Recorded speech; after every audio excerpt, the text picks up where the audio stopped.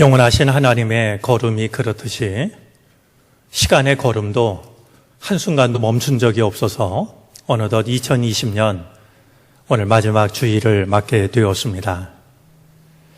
되돌아보면 많은 일들이 있었고 적지 않은 일들이 아찔하게 여겨질 만큼 우리를 힘들게 했고 지치게 했던 한 해였습니다.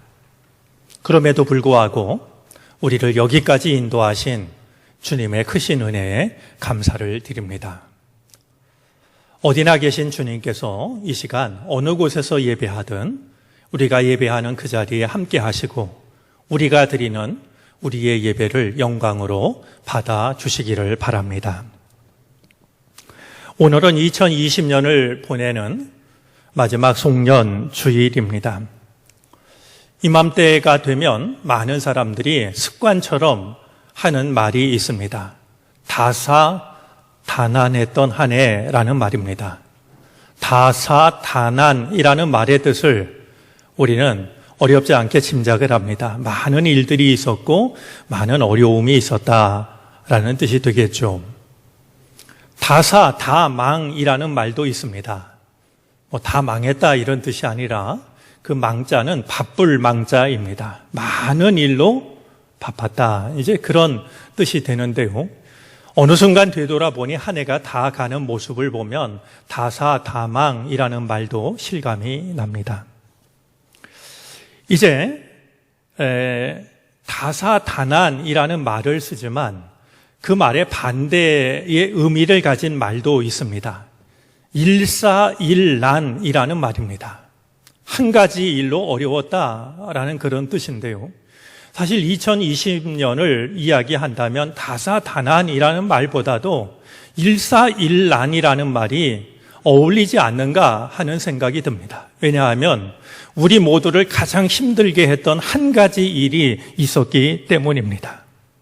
전대미문의 코로나19가 그것입니다. 3월 초부터 시작이 됐던가요? 우리 거의 근 1년가량을 코로나19로 참 힘든 시간을 보내고 있는데 여러분은 코로나19로 인해서 어떤 점이 가장 힘드셨는지 모르겠습니다. 무엇보다도 경제적으로 어려움을 겪고 있는 이들이 주변에 참 많습니다. 많은 분들이 일자리를 잃어버렸습니다. 수입이 급감하는 것을 경험합니다. 또 우리 청년 세대가 취직의 기회가 막혀버리고 말이죠. 어떤 선택의 기회가 차단되는 이런 아픔도 경험을 하고 있습니다. 지난주에 조그만 가게를 하는 우리 권사님 댁을 찾아가서 권사님과 이런저런 이야기를 나누었습니다. 이야기를 들으며 정말 마음이 아팠던 것은 며칠이 지나도록 손님이 한 명도 없었다라는 이야기를 들었기 때문입니다. 아마 적지 않은 분들이 코로나로 인하여서 큰 경제적인 어려움을 경험하고 있으리라 생각이 듭니다. 건강도 코로나19로 인하여서 우리가 겪는 어려움 중에 하나입니다. 마음대로 병원을 찾지 못하고 치료를 받지 못하는 것뿐만이 아니라 내가 혹시 감염되는 거 아닌가라는 두려움, 혹은 나로 인해서 다른 누군가에게 폐해를 끼치는 것 아닌가 하는 두려움이 이제 모든 사람들의 마음속에 자리를 잡았습니다. 그러다 보니까 서로가 고립감을 느낍니다. 단절돼 있다라는 생각을 떨쳐버릴 수가 없습니다. 역시 우리 교회 권사님 중에 한 분은 자녀들이 다 외국에 살고 있는데 마음뿐 이 찾아오지를 못하는 안타까움을 이제 부모 대신 권사님이나 자식들이나 다 같이 아픈 마음으로 이제 경험을 하고 있습니다. 인간의 연약함에 대한 무기력함, 그리고 내가 홀로 고립되어 있다라고 하는 이런 감정들이 이제 우리를 무척이나 힘들게 하는 이 정신적인 건강도 우리가 소홀히 여길 수가 없는 위태로운 시간들을 보내고 있습니다. 코로나19로 인해서 경험했던 어려움 중에는 믿음 생활을 빠뜨릴 수 없을 겁니다. 마음껏 예배하지 못했습니다. 마음껏 모이지 못했고 마음껏 봉사하거나 헌신하지 못했습니다. 영상으로 예배드리는 일에 익숙해지면서 우리의 내면을 들여다보면 정말 신령과 진정으로 예배하는 그 예배로부터 점점 무감각해져 가는 우리들의 모습도 보고 있습니다. 코로나19를 보내면서 저를 가장 힘들게 했던 것과 고통스럽게 했던 것이 있습니다. 정상적인 목회가 불가능하다라고 하는 것이 참 힘들었습니다. 교우들을 마음대로 만날 수 없다라고 하는 것. 이런 상황 속에서 과연 교우들은 끝까지 믿음을 지킬 수 있을까? 이런 시간을 지나면서도 교회는 흔들리지 않을 수 있을까? 그냥 가벼운 걱정이 아니라 마음의 저변을 흔드는 그런 이제 무력감을 느낄 때도 있고 자괴감을 느낄 때도 적지가 않았습니다. 그에 못지않게 고통스러웠던 것도 있습니다.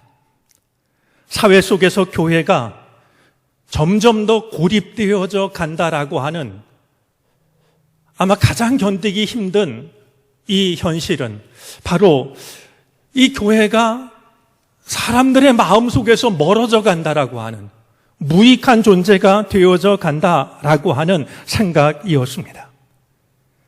교회가 사회와 이웃을 배려하지 않는다라고 하는, 그래서 교회에 다니는 사람들을 이상한 마치 사회 부적응자처럼 생각하는 인식이 점점 심화되고 있는 현실을 마주하고 있습니다.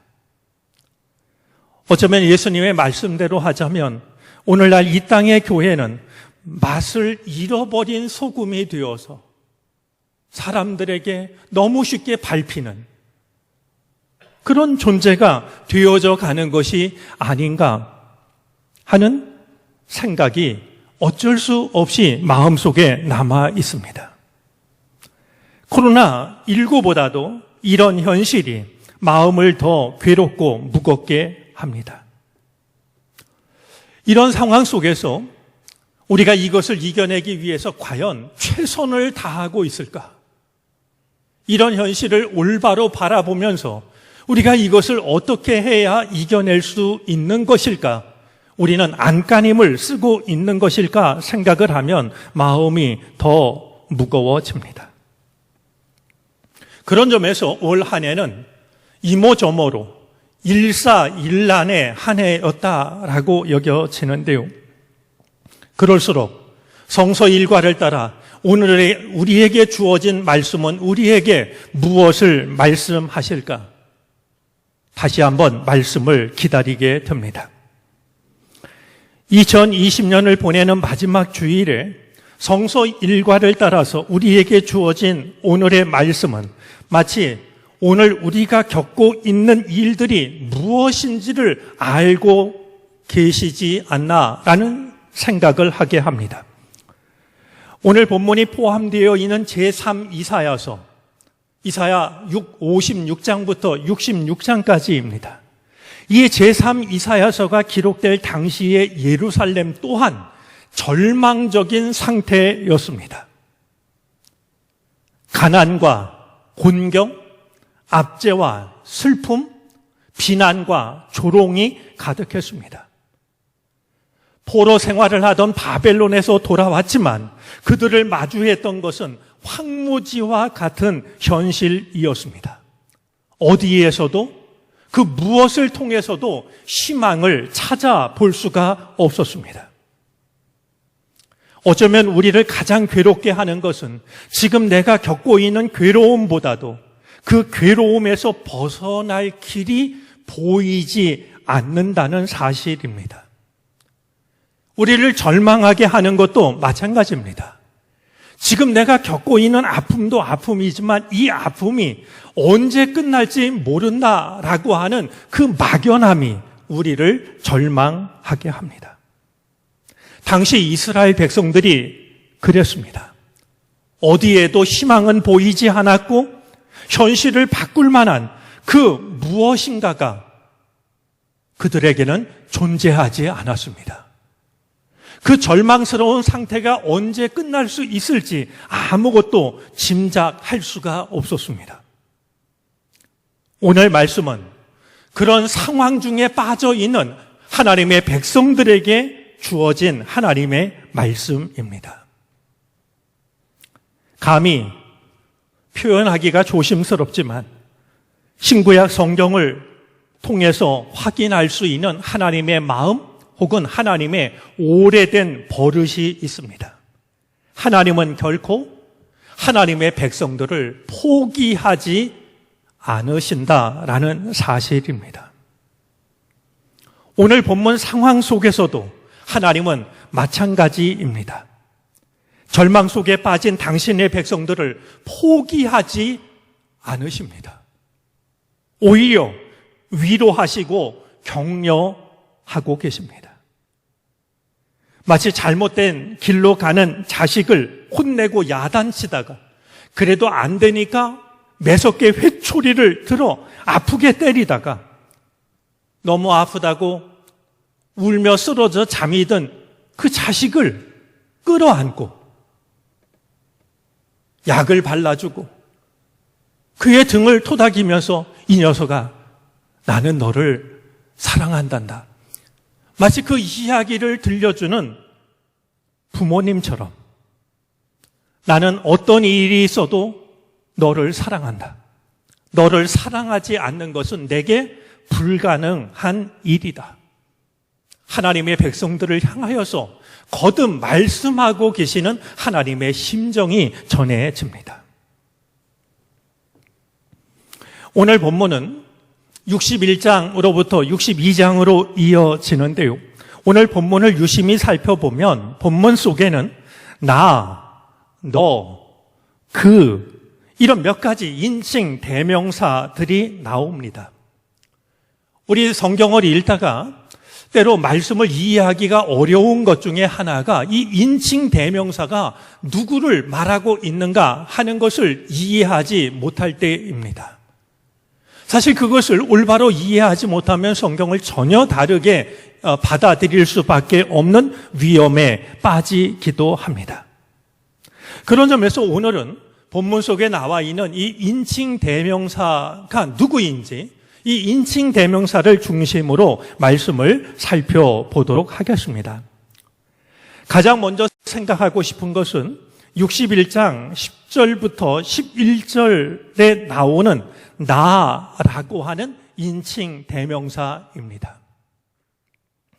여러분 말씀을 읽으면서 61장에 나오는 이 나가 누구라고 생각을 하셨는지 모르겠습니다. 오늘 이 본문 속에 나오는 이 나는 시온을 상징합니다. 사실 우리가 시온이라는 말을 저 멀리 배는 나의 시온성 이런 찬송가 가사를 통해서도 그렇고 또 우리 성경을 통해서도 시온이라는 말을 만나게 되는데요. 이 시온이라는 말은 구약 성경에 무려 150번이 넘도록 사용이 되고 있습니다. 이 시온이라는 말은 두 가지 의미를 갖습니다. 하나는 다윗이 왕국의 수도를 정한 구체적인 장소입니다. 그러나 이 시온은 그 이상의 의미를 가지고 있습니다. 시온은 하나님이 거하시는 거룩한 곳, 하나님을 만날 수 있는 곳, 하나님을 예배할 수 있는 곳, 바로 그런 의미의 시적이고 예언자적인 명칭을 가지고 있는 단어이기도 합니다. 하나의 어떤 지리적인 그 지명으로서만이 아니라 하나님이 계신 거룩한 곳, 하나님을 만날 수 있고 하나님을 예배할 수 있는 곳이라고 하는 시적이고 예언자적인 의미를 내포하고 있습니다. 자, 그런 점에서 이 시온이라는 말을 조금 단순화시켜서 이야기를 하자면 오늘날 시온은 우리가 하나님을 예배하는 교회일 수도 있을 겁니다. 시온을 교회의 의미로 받아들이는 것은 시온의 의미에서 결코 크게 벗어난 일이 아니라고 여겨집니다. 오늘 시온에 관한 말씀을 읽어보면 기쁨이 가득합니다. 마치 봄을 기다리는 대지처럼 희망이 넘치고 있는 것을 느끼게 됩니다. 이 대목에서 우리는 다시 한번 당시의 상황을 떠올려 볼 필요가 있습니다. 말씀드린 것과 같이 당시 예루살렘은, 하나님의 성전이 있던 예루살렘은 낙담과 절망의 상황이었습니다. 모든 것이 무너져 버린, 그리고 잡초만이 무성한 황무지 상태였습니다. 그런데 어떻게 이렇게 희망의 노래를 부를 수가 있는 것일까요?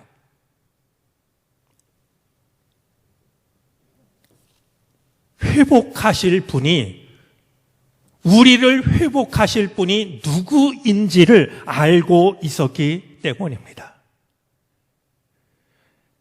오늘 이 본문 속의 실제적인 주어는 하나님이십니다. 이제 10절, 11절 말씀을 읽어보면 제가 왜 이 말을 하는지를 금방 공감하실 수 있을 겁니다. 여호와로 말미암아, 나의 하나님으로 말미암아 그가 구원의 옷을 입히시며 주 여호와께서 공의와 찬송을, 거듭되는 말을 보면 우리의 상황을 바꾸실 수 있는 분이 하나님이시라는 사실을 고백하고 있는 것을 확인하게 됩니다. 자신들에게는 지금 주어진 상황을 바꿀 만한 능력이 전혀 없었지만, 그럴수록 자신들을 회복하실 분이 하나님이시라고 하는 하나님의 능력과 사랑을 신뢰했기에 시온은 하나님을 향하여 기쁨으로 찬송할 수가 있었던 것이었습니다. 지금 그들은 너덜너덜한 누더기 옷을 입고 있습니다. 그러나 그 옷을 벗기시고 구원의 옷을 입히시고 의의 겉옷으로 바꿔주실 분이 하나님이심을 그들은 신뢰하고 있습니다. 모든 것은 무너졌습니다. 그리고 황무지로 방치되고 있습니다. 그러나 이런 상황 속에서도 싹이 움트듯이 의와 찬송을 샘솟아 나게 하시는 분이 하나님이시라는 것, 그것을 그들은 신뢰할 수 있었기에 절망적인 상황 속에서도 시온은 하나님을 향하여 찬송을 부르고 있습니다. 우리는 기억해야 됩니다. 하나님은 시온이, 이 땅의 교회가 누더기 옷을 입고 있지 않기를 원하십니다. 우리는 기억해야 됩니다. 하나님은 하나님을 만날 수 있는 그 자리가 무너진 채로 황무지처럼 남아있기를 결코 원하지 않으십니다. 더럽고 헤어진 누더기 옷을 기쁨의 옷으로 갈아입히시고 의의 겉옷으로 갈아입히십니다. 그리고 모든 것이 끝난 것처럼 보이는 겨울을 지나서 봄이 다가오면 만물이 움터 솟아나듯이 하나님께서는 하나님의 백성들, 그들이 하나님을 예배할 수 있도록 예루살렘을 회복시켜 주실 것을, 지금 시온에 거하는 백성들은 그 하나님을 바라보면서 절망적인 상태 속에서도 하나님을 찬송하고 있었던 것이었습니다.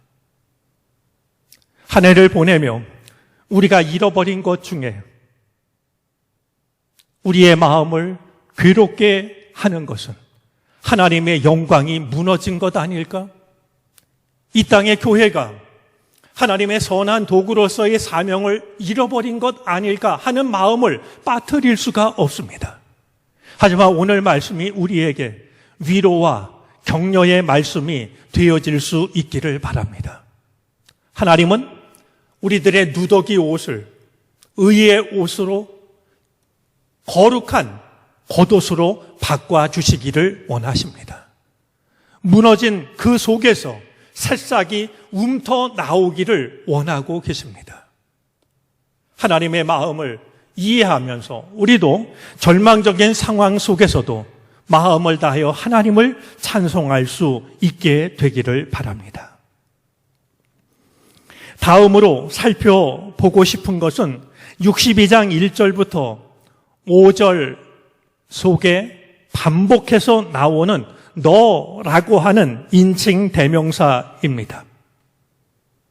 본문 속에 담겨져 있는 너는 지금 하나님의 말씀을 듣고 있는 하나님의 백성들을 나타냅니다. 시온을 회복하시겠다라는 말씀을 들으면서도 그 하나님의 말씀을 받아들이지 못할까 걱정이 되었던 것이었을까요? 하나님의 백성들을 향하여 간절한 하나님의 말씀이 거듭해서 선포되고 있습니다.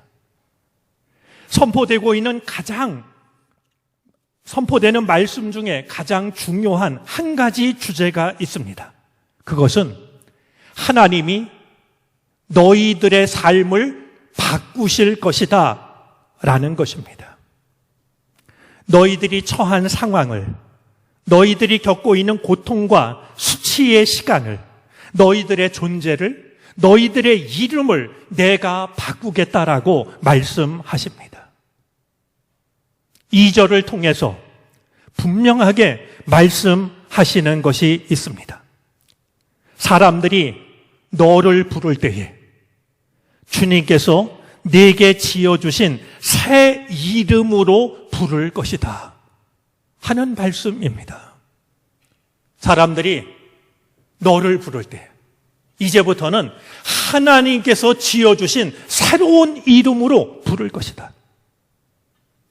그동안에 사람들이 하나님의 백성들을 불렀던 이름이 4절 속에 담겨져 있습니다. 4절을 한번 보시겠습니까? 그동안 사람들이 하나님의 백성들을 부를 때 버림받은 자, 황무지라고 불렀습니다. 버림받은 자들, 황무지. 이 황무지라는 말은 히브리어로 세마마인데 그것은 버림받은 아내라는 뜻을 가지고 있는 말입니다. 버림받은 사람, 버림받은 아내. 그동안 이스라엘 백성들은 버림받은 자, 쓸모없는 존재, 아무도 돌보는 자가 없는 사람들, 천덕, 꾸러기라고 불렸습니다.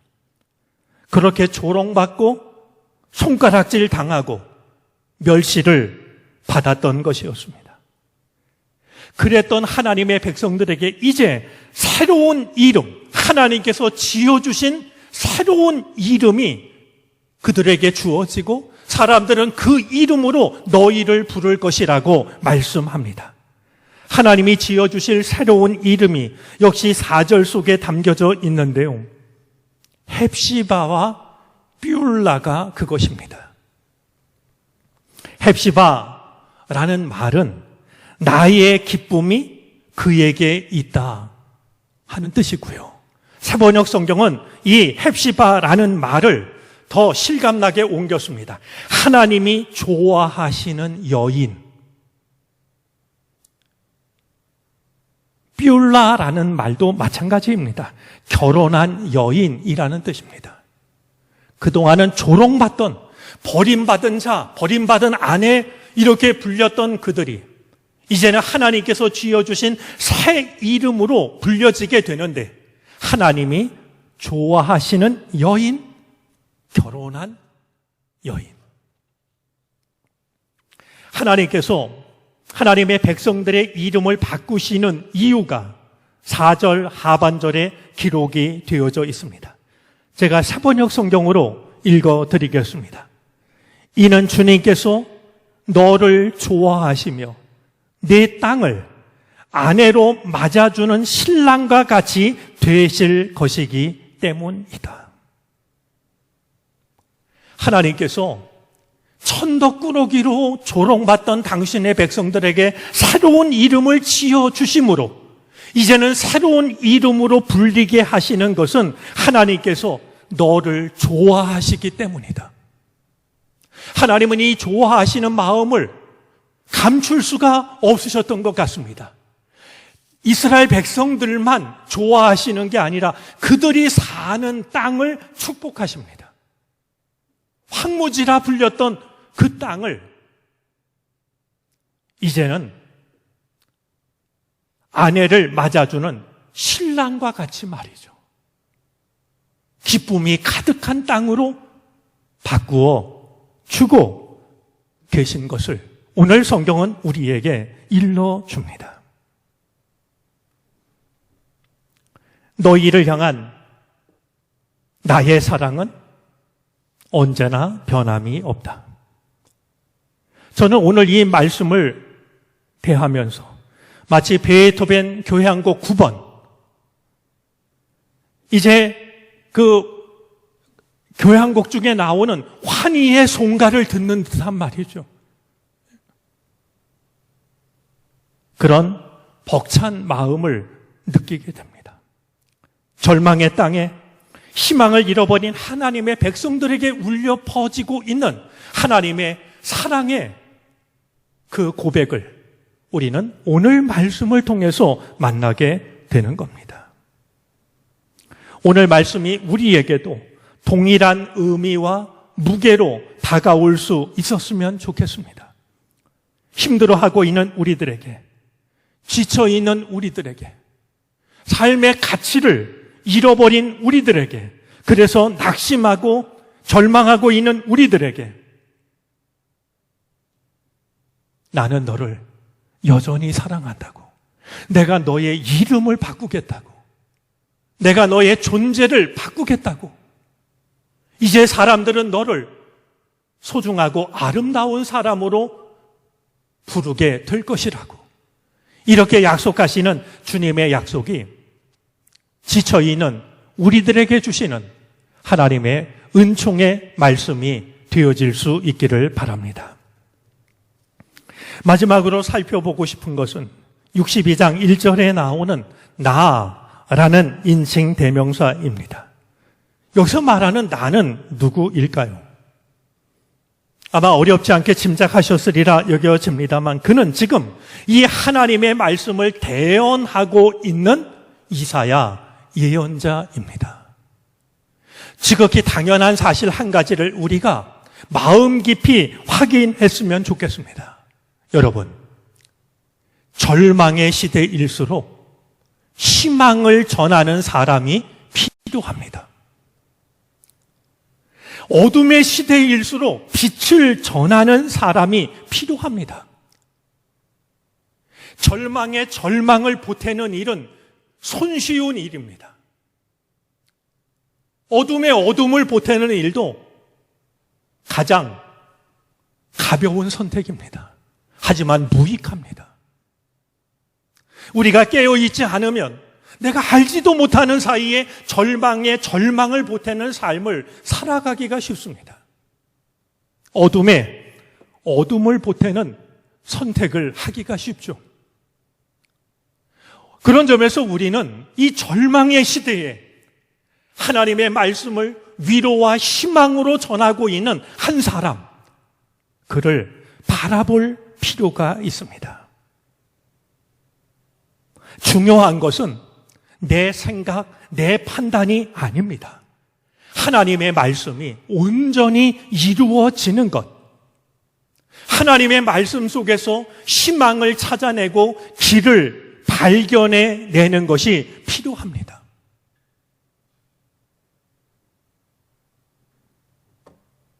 그러기 위해서 우리에게 필요한 마음 두 가지가 있습니다.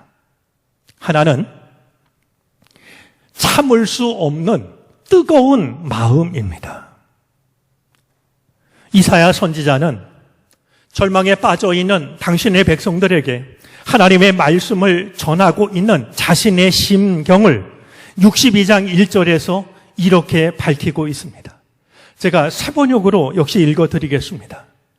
시온의 의가 빛처럼 드러나고 예루살렘의 구원이 횃불처럼 나타날 때까지 시온을 격려해야 하므로 내가 잠잠하지 않겠고 예루살렘이 구원받기까지 내가 쉬지 않겠다. 말씀을 읽으면 괜히 울컥해지고 마음이 뜨거워집니다. 이사야는 절망의 시대이기 때문에 덩달아 절망하지 않았습니다. 어둠의 시대이기 때문에 덩달아 잠에 빠지지 않았습니다. 오히려 그는 이야기합니다. 시온의 의가 빛처럼 드러나고 예루살렘의 구원이 횃불처럼 나타날 때까지 내가 시온을 격려해야 하므로 내가 잠잠하지 않겠고 예루살렘이 구원받기까지 내가 쉬지 않겠다. 이 간절함과 뜨거움이 우리의 것이 되었으면 좋겠습니다. 식어진 마음으로, 굳어진 마음으로 어둠의 어둠을 보태고 절망의 절망을 보태는 것이 아니라 감당할 수 없을 만큼 뜨거운 마음으로 희망을 전하는 시온의 구원의 햇불이 빛날 때까지 내가 가만히 있지 않겠다라고 다짐하고 있는 이 한 선지자의 이 뜨거운 심정이 오늘 우리들의 심정이 되어질 수 있었으면 좋겠습니다. 또 한 가지 빠뜨릴 수 없는 것이 있습니다. 오늘 이사야가 고백하고 있는 이 말을 보면 이사야는 시온과 나 자신을 결코 분리해서 생각하지 않습니다. 나는 시온이고 시온은 나입니다. 선지자는 그 어려울 때 자신만의 평안과 안위를 구한 것이 아니었습니다. 잃어버린 하나님의 영광이 빛나기를, 하나님이 머무시는 그 자리에 구원이 횃불처럼 밝혀지기를, 그가 원했던 것은 그것이었습니다. 이 또한 눈물겹게 다가옵니다. 어려움을 겪다 보면 나만 생각하기가 쉽습니다. 하지만 이사야는 달랐습니다. 이 절망의 시대, 어둠의 시대, 이사야는 무너져버린 주의 성전을 나 자신과 동일시합니다. 이 마음이 우리를 살릴 수 있고 이 땅에 무너진 교회를 일으킬 수가 있게 될 것입니다. 그 마음이 있었기에 그가 전하는 말이 희망의 메시지가 될 수 있었던 것이었습니다. 고통과 절망의 시대, 그럴수록 우리를 향한 주님의 음성을 귀 기울여 들을 수 있게 되기를 바랍니다. 그것은 나는 여전히 내가 필요하다. 오히려 더욱 내가 필요하다. 이 주님의 부르심에 믿음으로 대답하여서 무너진 주님의 영광을 다시 한번 빛같이, 횃불같이 밝혀낼 수 있는 오늘 우리들의 믿음과 하나님의 백성들의 삶이 되어지시기를 주님의 이름으로 축복합니다. 기도드리겠습니다.